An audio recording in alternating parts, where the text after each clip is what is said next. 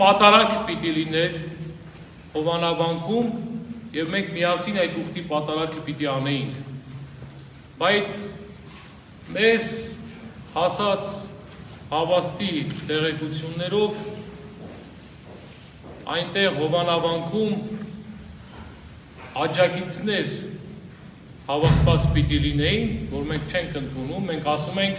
չկա իմ աջակից, քո աջակից, կա հավատացյալ,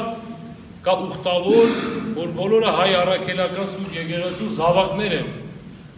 և մեզ համար այդ արհեստական ստեղծված տերմինը չպիտի լիներ, բայց որպեսի և քանի որ մեզ հետ շարժվելու էին մայրեր, քույրեր, երեխաներ,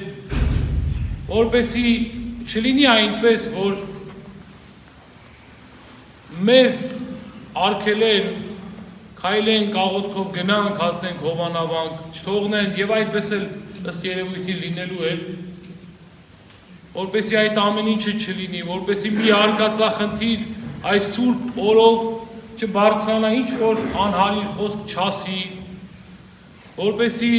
հնարավոր բախում չլինի, որպեսի պատարակի եկած մարդու հոգին չփոթորկվի, այդ նվիրական զգացումը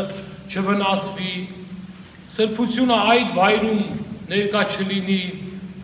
մենք կայացրեցինք մեզ համար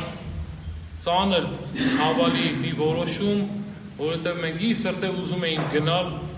Հովանավանք պատարակ մատուցելու,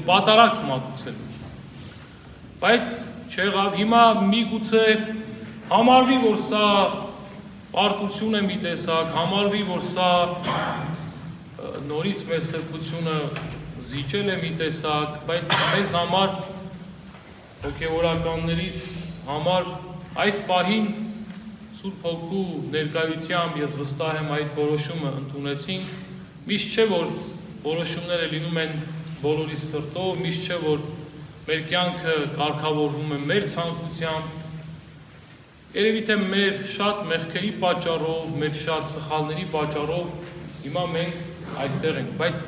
Սուրբ Հովհաննես Մկրտչի մասունքը տեսակ